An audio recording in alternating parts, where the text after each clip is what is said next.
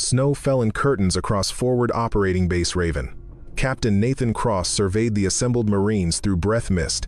18 souls. Standard winter rotation in hostile territory. Then, he noticed her. She stood at the formation's edge, separate but present. No rank insignia visible through the snow-dusted parka. Compact build, rifle case slung across her back, matte black and unmarked. Her eyes scanned the ridgeline beyond the wire with methodical precision, ignoring the briefing entirely. "Ma'am?" Cross called out. "You attached to this patrol?" She turned her head fractionally, nodded once. "Command didn't mention support personnel. What's your specialty?" "Observer," she said. First word, flat, gave nothing. Cross smiled despite himself. "Right. And what do we call you when things get interesting? You got a call sign?" The woman's gaze returned to the mountains. She adjusted her glove with deliberate care. Didn't answer.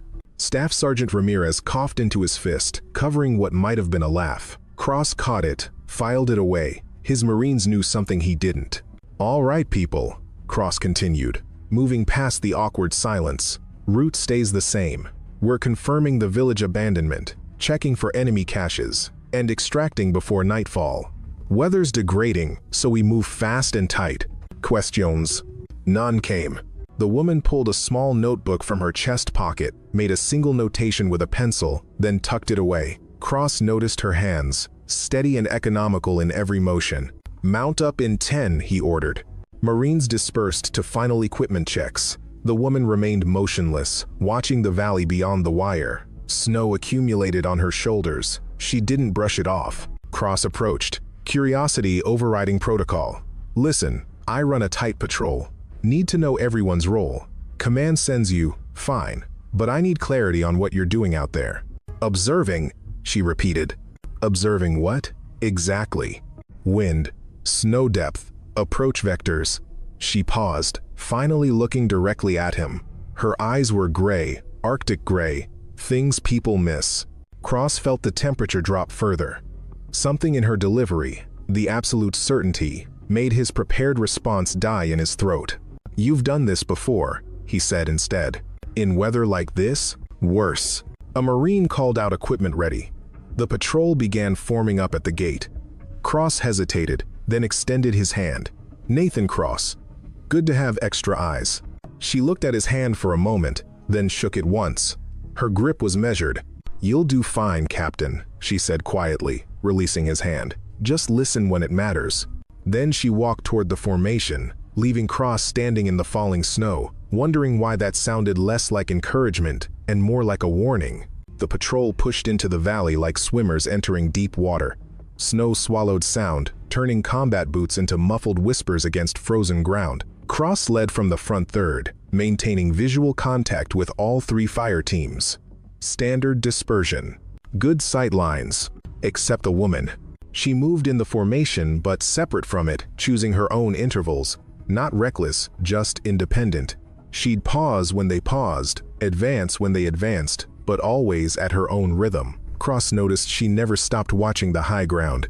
The valley narrowed. Rocky outcroppings rose on both flanks, white-capped and jagged. Perfect observation posts. Perfect kill zones.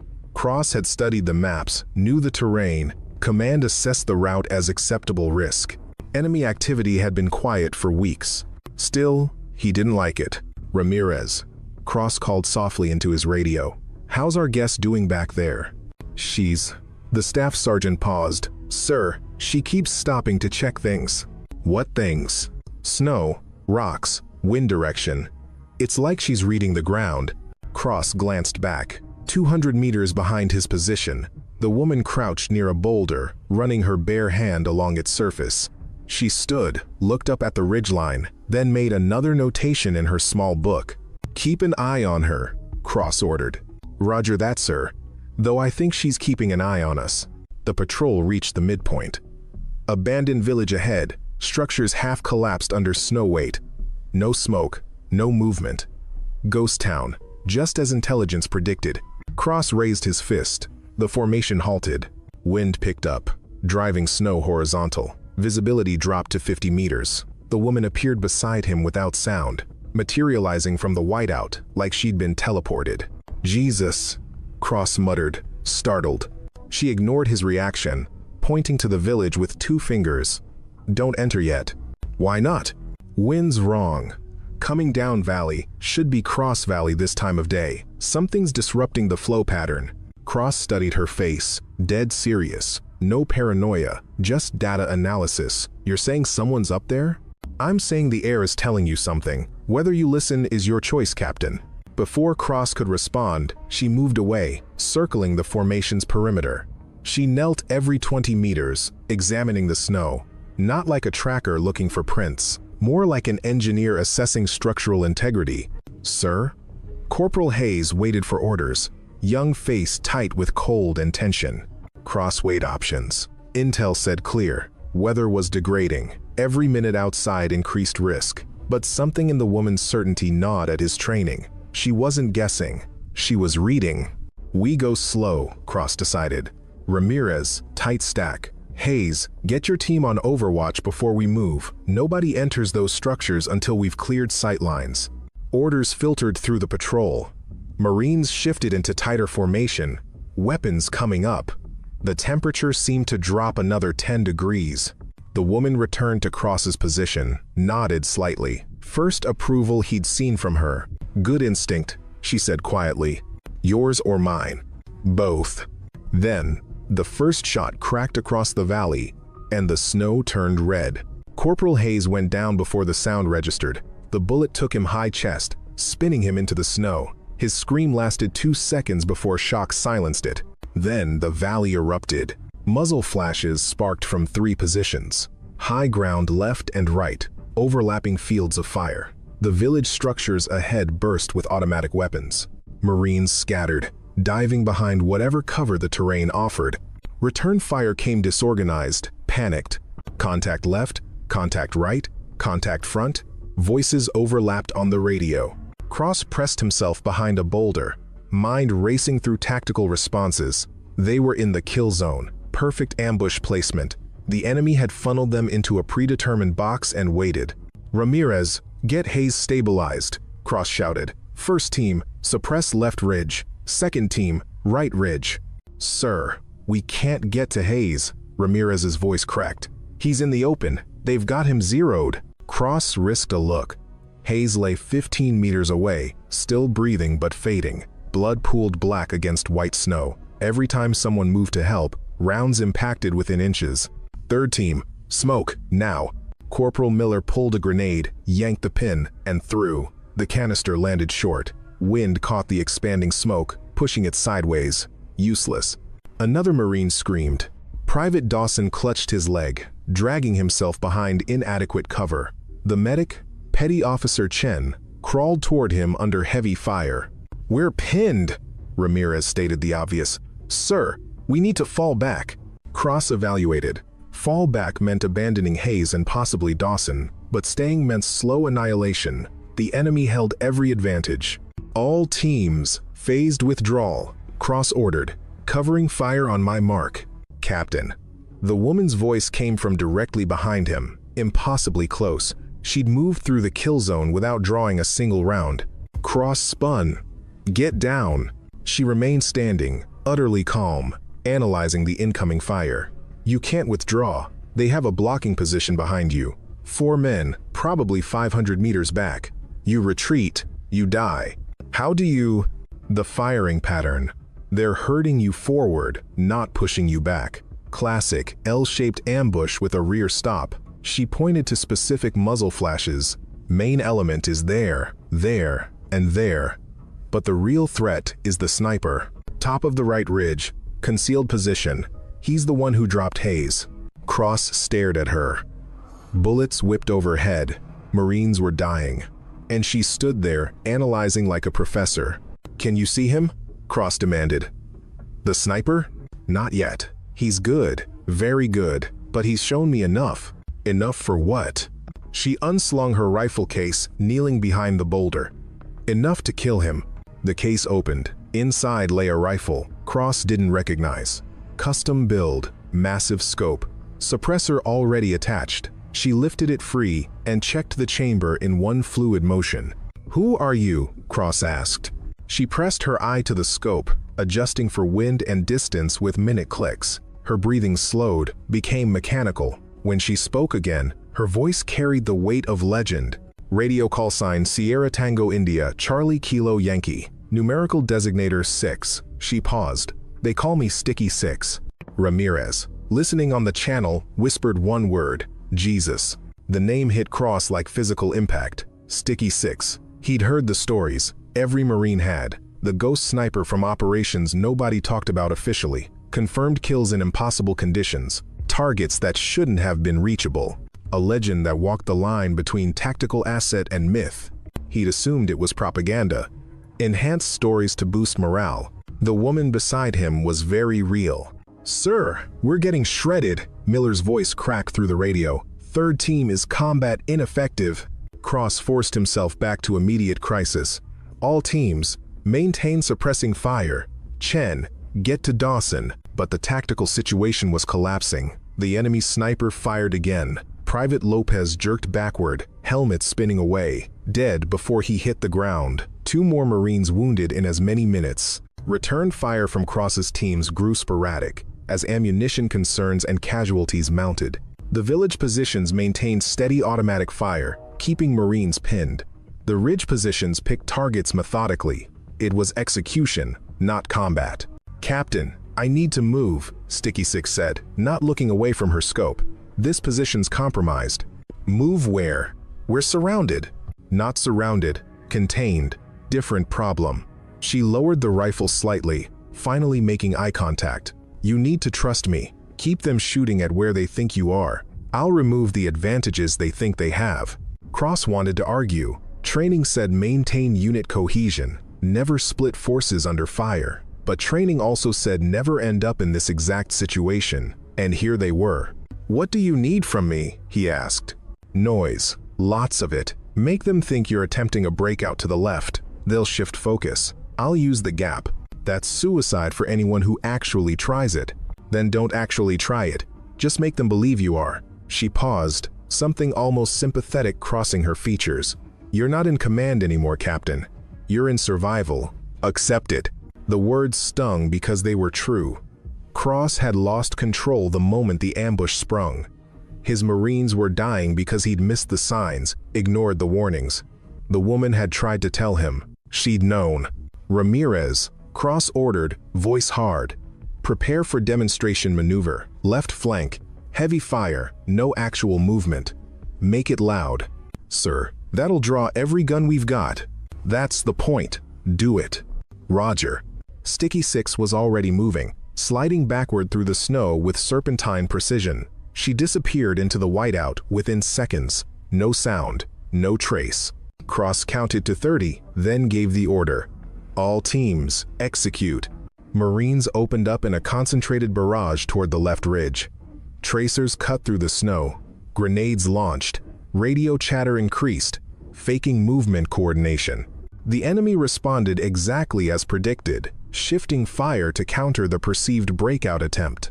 In that moment, Cross understood what it meant to be bait. Rounds hammered his position. The boulders shielding him began to chip and crack under sustained impact. Corporal Miller cursed, pulling back as ricochets sparked dangerously close. Chen finally reached Dawson, working frantically to apply a tourniquet. Hayes had stopped moving. Snow covered his face. "How long do we hold?" Ramirez demanded, fear naked in his voice now. Cross had no answer. He'd gambled everything on a woman whose name he'd joked about 10 minutes ago. A legend who might be just a very good sniper, or might be what the stories claimed. All he could do was keep his Marines alive long enough to find out which. "Hold until she says otherwise," Cross replied, and hoped that wouldn't mean never. 90 seconds of sustained fire. Cross's Marines burned through magazines, mechanical and desperate. The enemy maintained pressure, confident in their superior position. Why wouldn't they be? They held every advantage. Then the radio crackled. Not the tactical channel. The emergency frequency. "All stations. This is Sierra Tango India, Charlie Kilo Yankee 6. I have operational control. Acknowledge." Cross pressed his transmit button, hands shaking from adrenaline and cold. Sticky 6, Raven Actual. Acknowledged. Raven Actual, cease demonstration fire in 5 seconds. Mark. All teams, check fire. In 5, 4, 3, 2, cease fire. Cross ordered. The valley fell into relative quiet. Only the enemy continued shooting, their rounds now seeking targets that had stopped revealing themselves. Wind howled through the rock formations. Snow continued its relentless fall. "Sir, what's happening?" Miller asked from his position. Cross didn't answer because he didn't know. 30 seconds passed. A minute. The enemy fire began to slacken, confusion evident in their pattern disruption. They'd prepared for a pinned enemy force, trying desperate breakouts. Not sudden radio silence. Then a single shot echoed across the valley. Different sound. Suppressed. Professional. The kind of shot that whispered instead of shouted. One of the village positions went silent. One down. Sticky 6's voice came calm and measured. Left ridge sniper is relocating. I have his pattern. Another shot.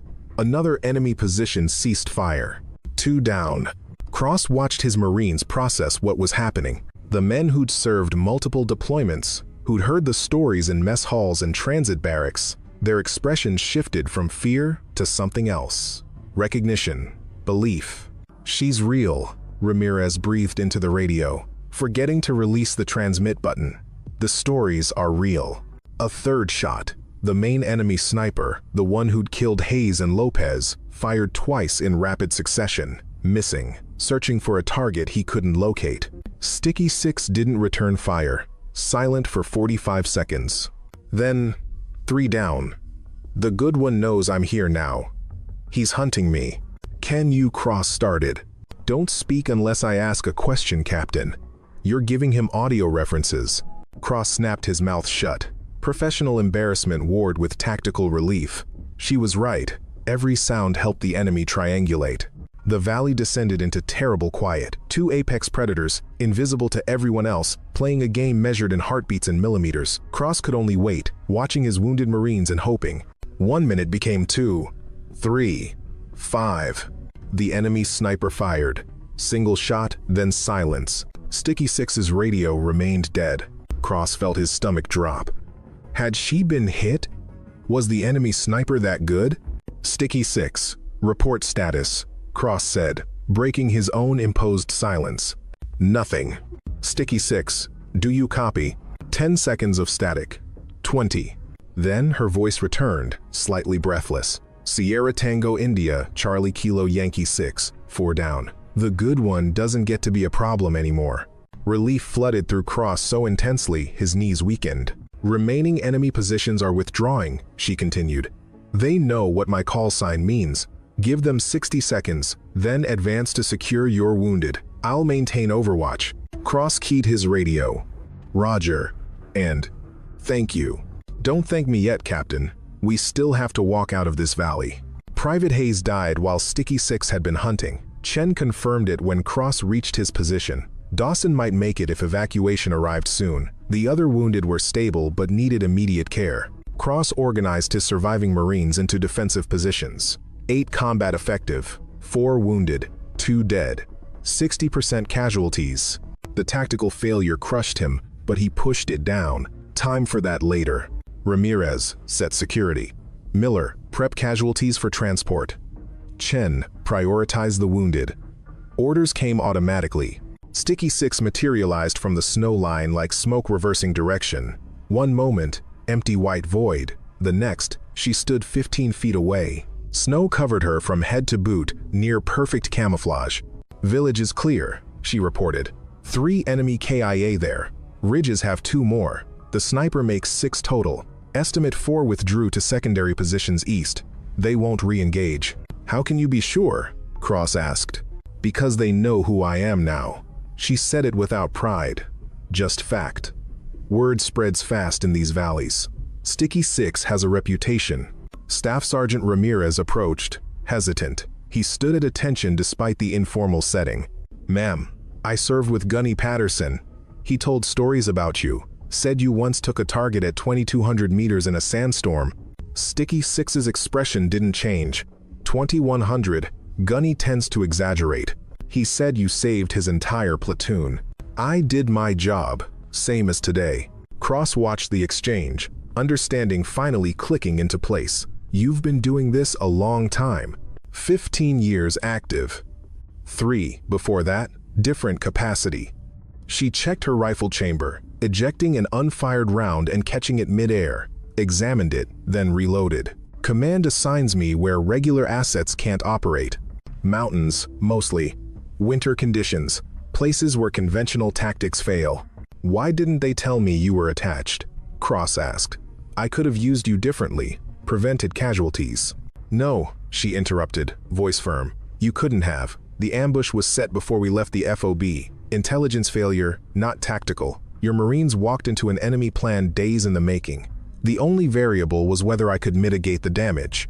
Hayes and Lopez are still dead. Yes, and 12 others aren't. That's what mitigation looks like in my world, Captain. She met his eyes, no apology in her gaze. I don't save everyone, I save who I can. The honesty cut deeper than deflection would have. Cross nodded slowly, accepting the terrible mathematics of combat. The enemy sniper, Cross said. You called him the good one. How good? Sticky 6 considered the question. Very. Maybe the best I've faced in 2 years. He had patience, discipline, excellent fieldcraft. Made only one mistake. What mistake? He thought he was the best sniper in this valley. The faintest hint of satisfaction crossed her face. He wasn't. Ramirez actually smiled at that. Evacuation ETA, 15 minutes, Miller reported. Medevac birds are inbound. Command wants a full AAR. Tell them they'll get it, Cross said. Then to Sticky 6, you'll need to participate. She shook her head. My participation stays off record. Classified attachments don't make it into standard reports. You'll write that an unspecified support element provided precision fire. Nothing more. That's not right. That's the job. She walked away toward the perimeter, leaving Cross standing in the blood-stained snow.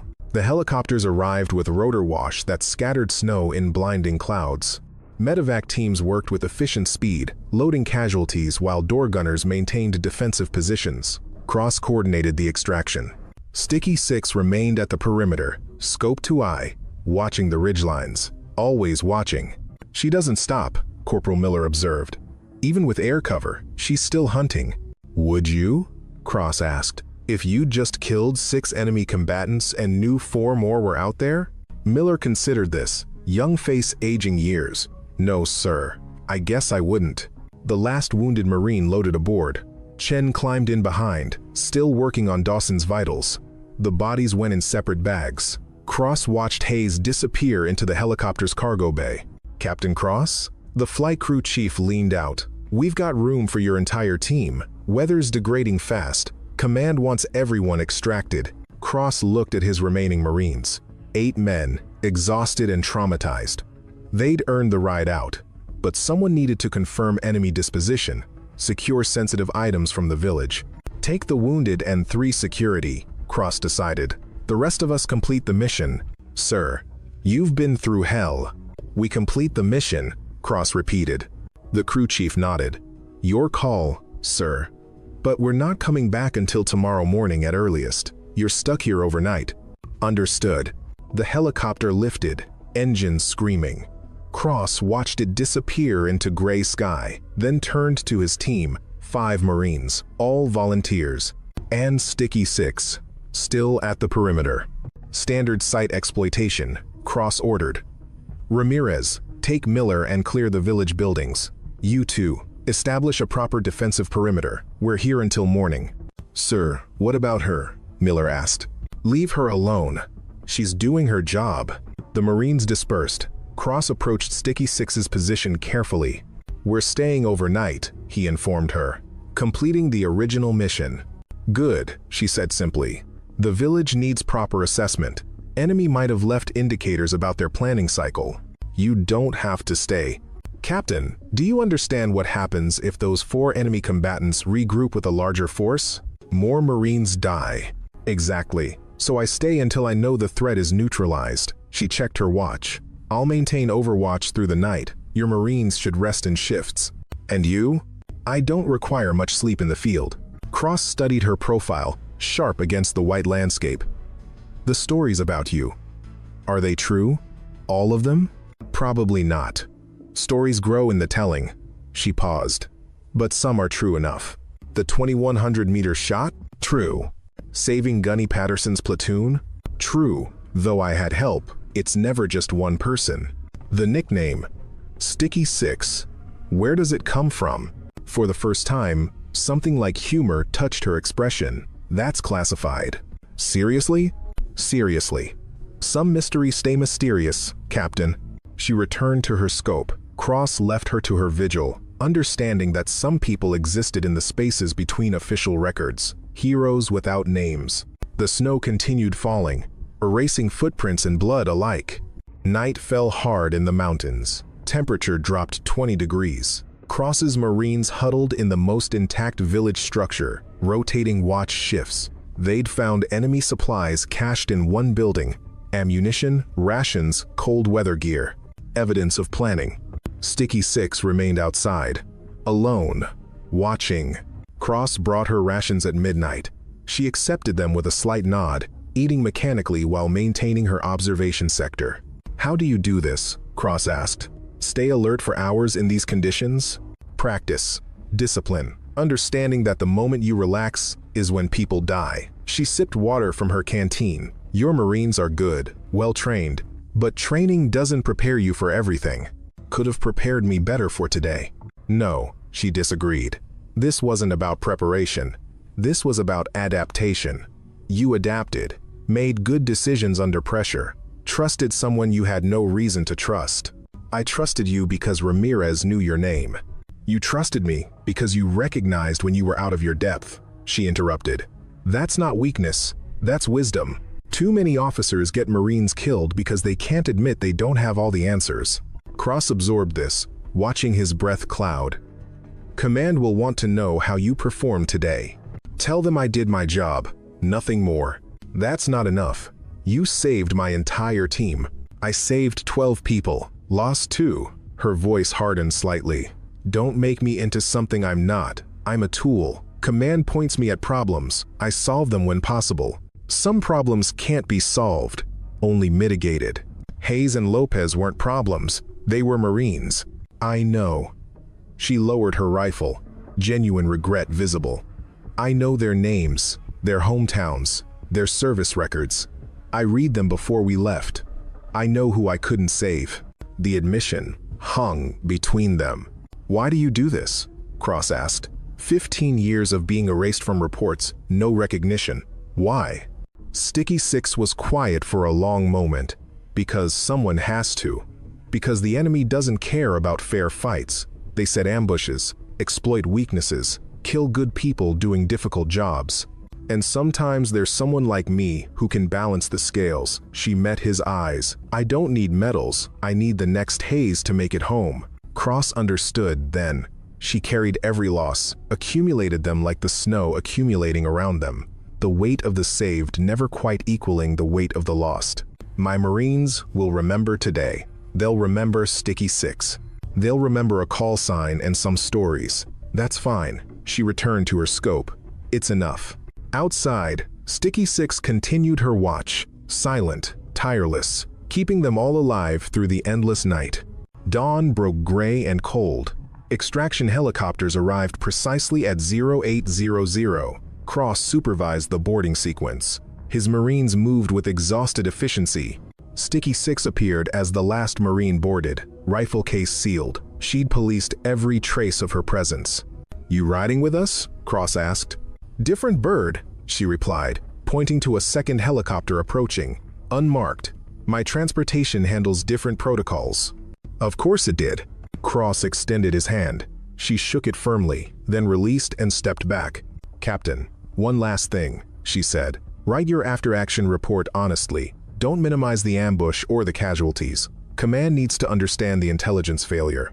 And you? How do I explain the tactical turnaround? Unspecified support element. Let them read between the lines. Her helicopter touched down 50 meters away, side door already open. Will I see you again? Cross asked. Unlikely. I go where I'm assigned. She paused. But your Marines performed well under terrible circumstances. Tell them that. She walked toward her helicopter without looking back. Cross watched her board, the aircraft lifting immediately. It banked east, disappearing into cloud cover within seconds. Ramirez approached. She's gone. Yeah. Think we'll ever know the full story? Cross thought about mysteries and legends. No. And maybe that's how it should be. Back at FOB Raven, Cross spent 4 hours drafting the after-action report. He detailed the intelligence failure, the ambush execution, the casualties. When describing the tactical response, he wrote, "Unspecified support element attached to patrol provided precision fire, neutralizing enemy positions and enabling casualty evacuation. Element's contribution was decisive in preventing total unit loss." 23 words to describe the difference between 12 survivors and complete annihilation. Hayes and Lopez would be honored, their families notified, their sacrifice recognized. The sniper who'd saved everyone else would remain a footnote. 3 days later, Cross received orders transferring him to staff duty at division headquarters. Standard rotation. But Cross suspected someone had reviewed his report and decided the captain who'd survived Sticky Six's intervention might be useful in planning. On his last day at FOB Raven, Corporal Miller approached with an envelope. "Sir, the men wanted you to have this." Inside was a single photograph, taken the morning of the patrol, snow falling, Marines assembled, and at the edge of the formation, barely visible, a woman watching the ridgeline. Cross kept the photograph in his desk for the rest of his career, a reminder of the day legends walked among them. 6 months passed. Cross adapted to his new role at division headquarters, analyzing patrol reports and intelligence assessments. He pushed for better terrain analysis, more conservative movement protocols in ambush-prone valleys, small changes, saving lives through paperwork instead of combat. The name Sticky Six never appeared in any official document that crossed his desk. But sometimes, reading between the lines of after-action reports from mountain units, he'd notice familiar patterns. Sudden tactical reversals, impossible precision fire, enemy snipers neutralized in conditions that should have prevented effective engagement. She was still out there, still doing the work. One evening, Gunny Patterson, now retired, stopped by his office. "Heard you met her," Patterson said without preamble. "Who?" Cross asked, though he knew. "Don't play dumb." "Sticky Six. Ramirez told me the story." Cross thought about the day in the snow, the woman who'd saved them all. "The stories you told Ramirez, are they true?" "Every word. And probably a dozen more I don't know about." Patterson leaned forward, serious now. "You know what the real story is? Not the shots or the kills. It's that she keeps doing it. Year after year, no recognition, no career advancement, nothing but the work." After Patterson left, Cross pulled up the classified database. He searched for Sticky Six, knowing he probably wouldn't find anything. He was right. The name returned 0 results. But digging deeper, he found fragments. Operations reports with redacted sections. Casualty lists that should have been longer based on the tactical situation. Commendations for units that mentioned attached specialist without details. Ghost trails of a ghost operator. Cross closed the files, understanding finally that some heroes weren't meant to be known. They operated in the margins. Their impact measured not in medals, but in the people who lived to see another day. 2 years later, Cross made lieutenant colonel and took command of a mountain infantry battalion. On his first day, reviewing personnel assignments, he noticed a name on the specialist attachment list. Observer. Classification: Sierra Tango India, Charlie Kilo Yankee 6. Deployment duration: classified.